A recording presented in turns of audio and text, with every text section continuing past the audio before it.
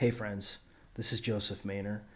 So what I want to do in this video is I want to talk a little bit about love and kind of like what I think a lot of people are getting wrong about love.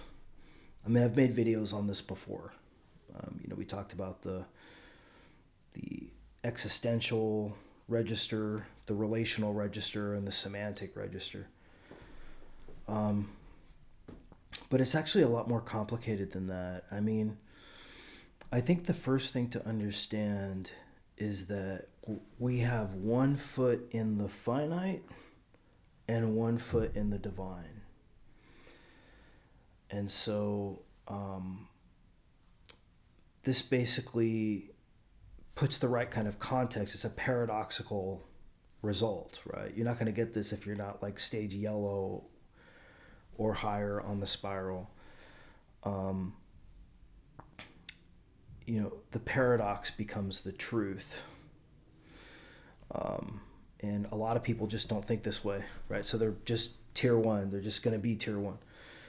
Now, there's some exceptions to this, but I'm just saying, like, generally speaking. So because you're trying to perform an impossibility, which is a limiting belief. You're trying to perform a limiting belief, which can't be done. So you got it flipped around the wrong way. Like you're taking the limiting belief first and then trying to pin that onto reality instead of letting reality be what it is and then letting the limiting belief be, kind of like a consideration in consciousness. So people are flipped around the wrong way with regard to the mind. And actually what this does is that this blocks heart and it blocks self-mastery and love. So what I want to do in this video is I want to explain how this happens and how to get beyond it. The first thing to realize is like when you're attached to some kind of mental construal of what reality is and you feel like it's your job to kind of promulgate that mental construal of reality onto everybody around you. Well, that's good for the mind. It might be good for the body, but for the heart, that's anathema, right? Look that one up, guys. Love is about listening, right? Love is about acceptance of chaos, acceptance of forgiveness, acceptance of people growing, needing to learn and grow. Right? Reality is a mirror. It's trying to show you how to grow. And how to achieve self-mastery. So what I want to do in this video is I don't just want to, talk about love, although I feel like right now I'm doing a few things. So right now I'm working on my business, which I went from, kind of being an independent contractor, just working for a couple of attorneys. Now I'm trying to open myself up to where I can be a contractor working for any attorney in California. You know what I mean? I can only do so much work, but I have people that I know that I can refer, so I'm trying to build my network. And so I'm working a lot on my business that way. And we'll see, how that develops over time. It seems to be going pretty good, although I'm going through a lot of school of hard knocks kind of stuff too. Like, this is the right kind of client for me. This is not the right kind of client for me. So you got to know that, right? But I've learned a lot about love and creativity in this process. And so basically what I want to do in this video, guys, kind of a short introduction here, is I want to talk about love and self-mastery. And then we'll maybe add some beauty elements in there too, because beauty is a little bit, it's similar to love, but maybe it's not the same. But all of this ultimately is just pointers. So just give me 1 second, friends. I'll come back and we'll start right in. Just give me one. Okay, friends, welcome back. So let me give you guys my pointer. There's two aspects to love. There's the finite and there's the infinite. The infinite loves everything because the infinite is creating itself. So there's a side of you that has to know that reality is creating what it wants. And it's created all of these finite perspectives to go through the developmental process. See, that's what you are as a finite perspective. You're a model, actually. Well, you're a number, really. I mean, I hate to say it, and you're not, right? Because you're also the divine. But on some level, you're just another number. You're just another thing in the material world. But on some level, too, you're the divine. So it's the divine trying to play around with infinite development, infinite personal development. That's what's happening. Infinite creation, even more like fundamentally. Infinite creation is probably more fundamental. But for humans, right, from the finite perspective, education is important, like purpose is important, just as Spinoza understood. Spinoza really figured all this out. I'm standing on his shoulders here because he realized that that the human, even though the human isn't really real, it's kind of like Plato's manifestation of the forms. He still realized that the illusion, most people are going to be, almost everybody's going to be stuck in the illusion, right? People who say that they're not stuck in the illusion are the people who are the most stuck in the illusion. So Spinoza knew that even though there was an infinite, the fact is that he was kind of a dual. He was kind of like a closet dualist, right? Because he wants to reduce the human to the divine, but he acts in his ethics, at least for almost, from a practical perspective, like a dualist. So there's man and there's God. And man's role is twofold: from a finite perspective, to align with his kanatos, which is his inner script. Which, doesn't this make sense? I mean, if you look at yourself like from a finite perspective, like somebody who's like showing up in the world, doesn't it appear like you have a certain kind of script? You've always been the same kind of person, right? And so self-mastery and love on some level is knowing what that person is and learning not to engage in systems that are not healthy for that kind of a person. Now, this is where Spinoza and I disagree. Spinoza would say that there's no free will. I disagree with that from a relative perspective. I do think that there's room for choice. And actually what you're doing as a finite perspective is you're choosing to have more self-mastery. That's the free will that you have. Is you can choose to embrace the love of the divine, which is to teach everybody to improve. You can choose to love that, both from a divine perspective, which Spinoza would call the intellectual love of God, but then also from a human perspective where you can love yourself as a finite perspective too. And you can say, here's the thing. I realize as a finite perspective, I'm not for everybody. And I know myself. So there's self-mastery with a lowercase s, and there's self-mastery with an uppercase S, and they're married to each other. This is a pointer I want you guys to really understand. Okay, friends, so we're a third of the way through the video. I'll come back and we'll elaborate on these issues. Just give me 1 second. Okay, friends, welcome back. So what I want to point out now is intellect isn't necessarily completely cut off from the existential, or the semantic rather, is not entirely cut off from the existential. In other words, how you think definitely does factor into what you do. And think about this. Those of you who believe in karma, right, and you believe in spiritual enlightenment, think of how much suffering you've caused yourself and others because you've lacked self-mastery. Now, the question is, what does self-mastery mean?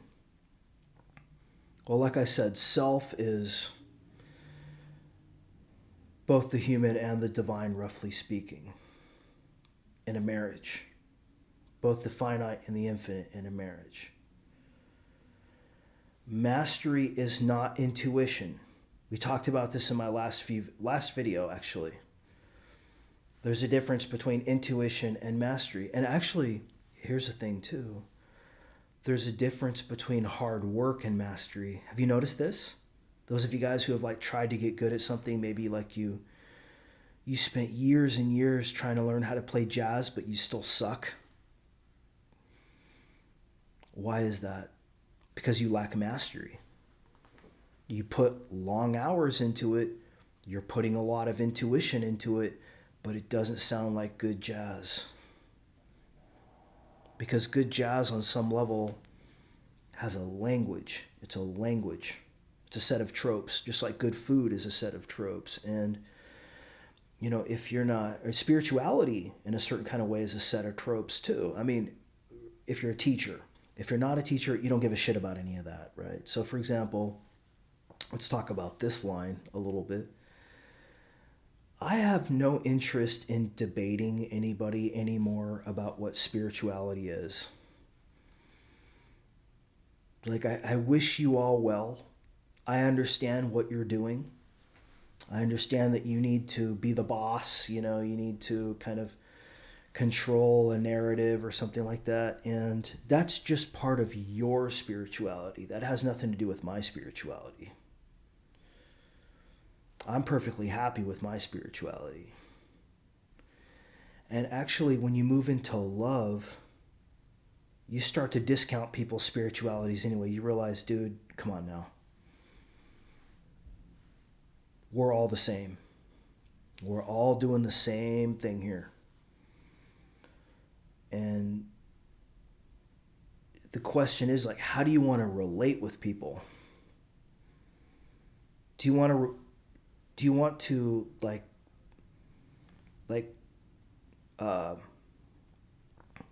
be like this philosopher where you're trying to like push your ideas down everybody's throat? Do you want to be like too attached to the body where, you know, all you're focused on is like making money and getting laid and traveling the world and all this kind of stupid shit too?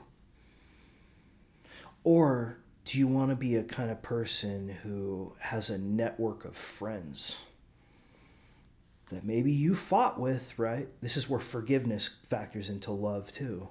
Maybe you fought with, and that was part of their path, that's part of your path, part of your relationship. But I think one of the aspects of love, like a love awakening, when you guys really have this, it's the relational. It's not the mind. God is not entirely the mind. It's not entirely the body. It also includes the heart. And this has nothing to do with the chakras model, okay? This is lived, right? This is a pointer that goes to like my own integration work. Love is about acceptance and self-mastery. It's the paradox between acceptance and self-mastery. In other words,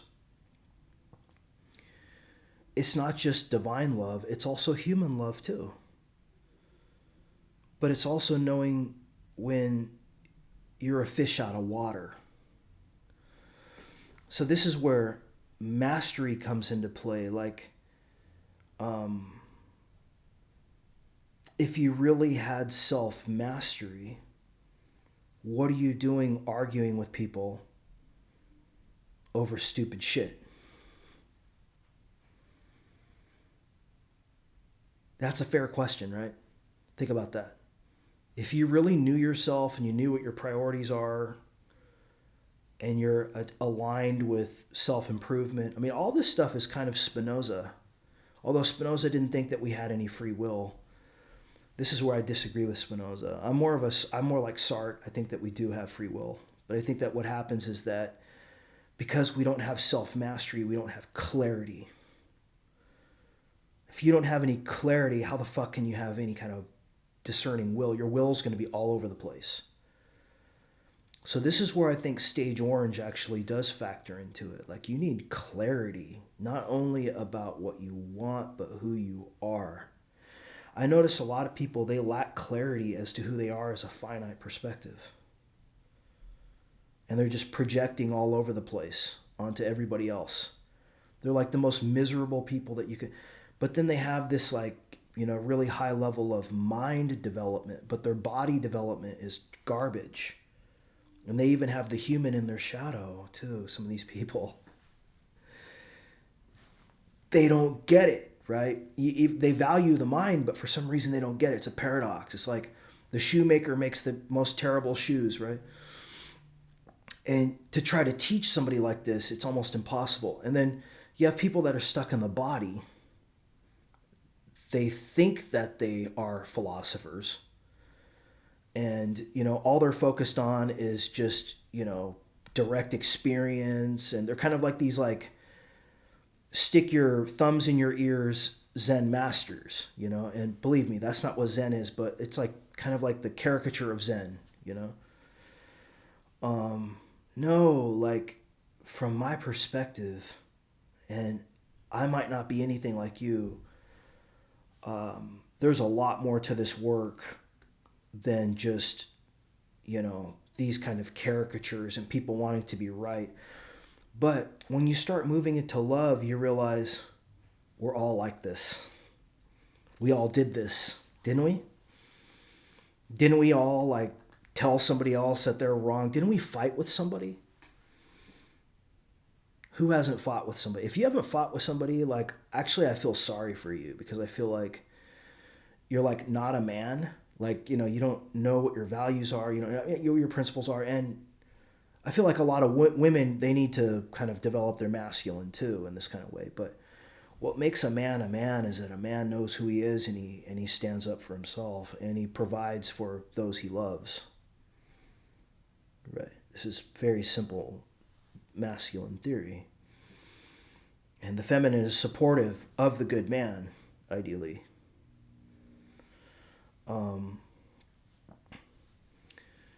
And the feminine has to learn how to be an individual, and the masculine has to learn how to be a relation. This is part of our, like, education. Consciousness is educating, constantly it's constantly offering you the opportunity to learn. That's basically what's in the ether all the time, is the opportunity to learn. So even very painful things that happen to you, there's an opportunity to learn in that. You're going to learn about love. You're going to learn about beauty, right? You're always learning about something. So even in your darkest hour, consciousness, it's independent of that.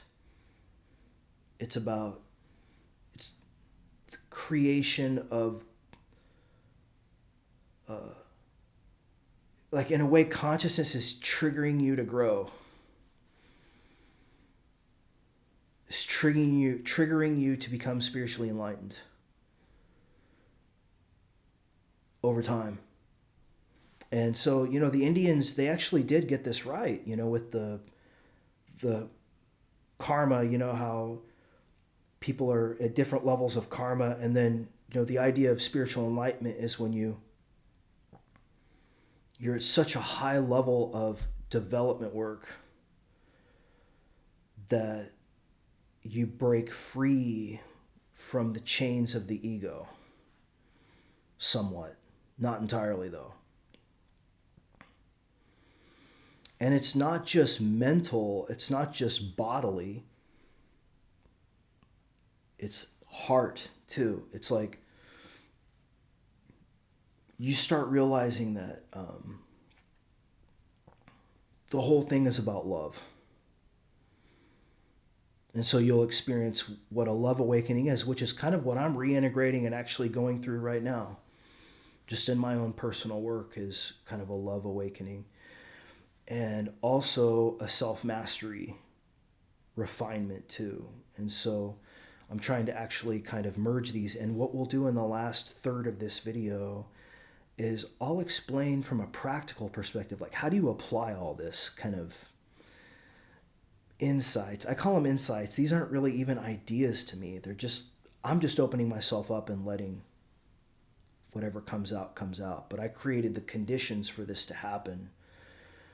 Right. It's like early in the morning, I'm fresh, it's like I worked on the lighting, I turned the video on, but ultimately what's coming out is filtered through the finite, but it's actually a relationship between the infinite and the finite, more specifically, and then not even too. All right, so you got that but and. So it's like the sometimes kind of thing. It depends, right? So, but this is, we're bumping up against the duality between meaning and pointing and the relationship between those. If you look at a yin-yang symbol, there's a little bit of meaning and pointing and a little bit of pointing and meaning. So, okay, friends, I'll come back and we'll do the final third of this video. Just give me 1 second. All right, guys, welcome back. So let's start the practical third of this video just with this. Remember I said in my career mastery videos, there are 4 aspects to career mastery. So what was the first one? The first one was qualification. The second one was marketing. The third one was sales. The fourth one was customer service. Well, I came up with the 5th one. And the 5th one is dissolution of relationship. Now you may say to yourself, well, what does this have to do with love? See, this is the paradox.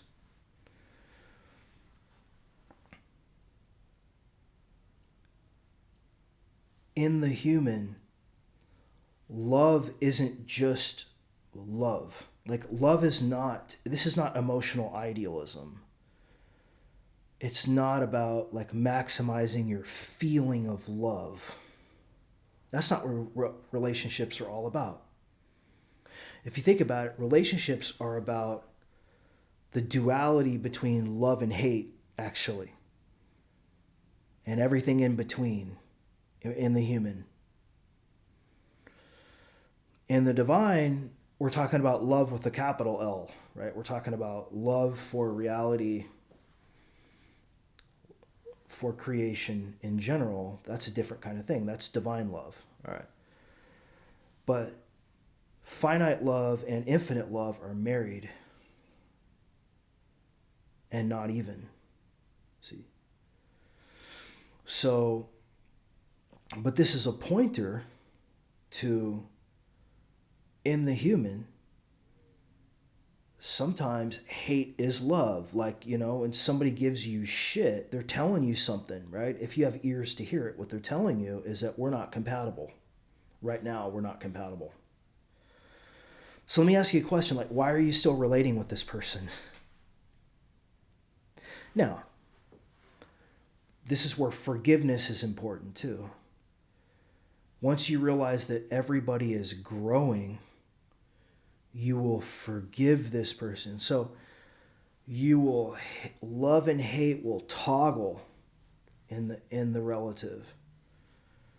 And what love is in the relative is it's knowing that and kind of making fun of it in a way, being light about it actually, with the focus on getting beyond those kinds of egoic stakes in the ground and being a conduit for community.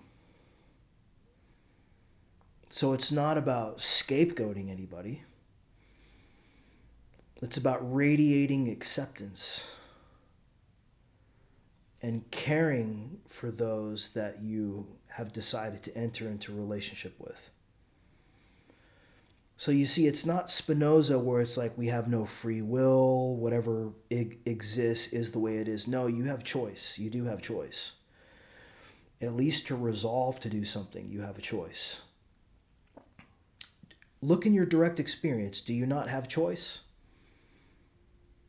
Can you not decide right now to stop eating meat? Of course you could. That's not the problem. The problem is that you change your mind. So it's not a lack of choice, it's the fact that you change your mind. That's the issue. So, but at the same time, you have to look at reality as a whole and accept that too, because if you don't do that with love, you're going to become resentful and you're going to be projecting all of your shadow onto some kind of illusory chalkboard. And you're going to live your life as an unintegrated man, basically. Right? Because a man has to own, this is where we get into self-mastery, right? The masculine. I'm a man, so, primarily my bias is being a man. I mean, I think women could integrate this too, but I'm just saying, and I'm not a manosphere kind of guy either. I'm just saying that part of being a man is loving as an individual.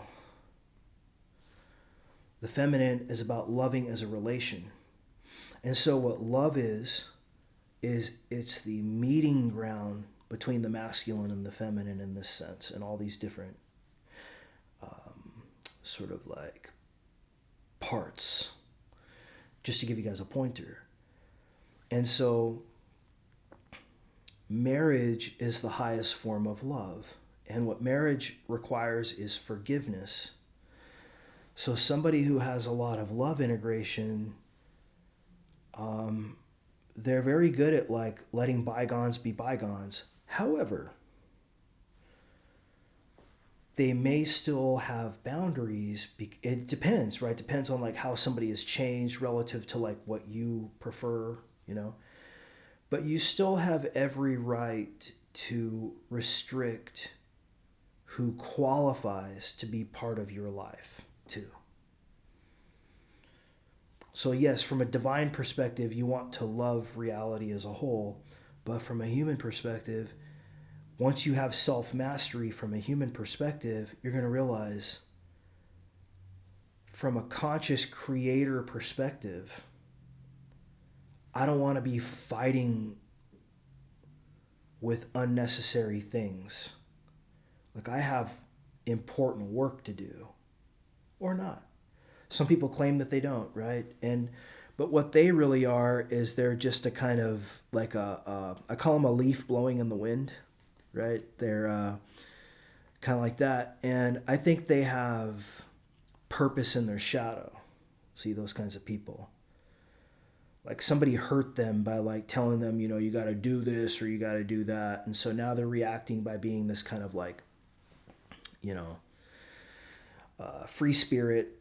I'm a free spirit too, don't get me wrong. But, don't ever think that consciousness doesn't include things like business or love. I mean, you can be, you can play the fool, you can play the critic, you can perform, you can do all these kinds of performative things. That's not what you want, because what you want is self-love. And where self-love comes from is integrity. And from the masculine perspective, self-love means I say I have the same personality for everybody. Notice this. The masculine has the same, the developed masculine has the same personality with everybody. See, it's that fixed, stable personality that constitutes the masculine. So, but you got to know yourself, and you got to know like stupid things that you don't want to get involved in. However, you also want to integrate the feminine, which is about relationships and relationship development, and then also the divine, which is about accepting reality and the different ways that you can think about it and feel into it. But where you want to be coming from, I think, is from the relational perspective. But the point that I'm trying to make, I want to leave you guys with, is this can also include war and strife, right? Because remember, reality is trying to teach everybody to grow, including you. And if you're arrogant about not growing, reality is going to keep teaching you the same lesson over and over again. And so self-mastery is about realizing, why am I doing this? Why am I repeating this mistake over and over again? Because I don't understand myself. Period. Either from a divine perspective, from a human perspective, or from a link to both, or not even.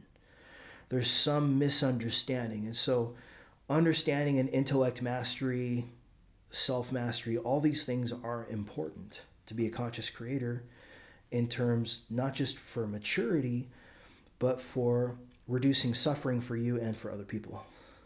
Okay, friends? Hopefully this was a good video. I'll talk to you soon. Take care.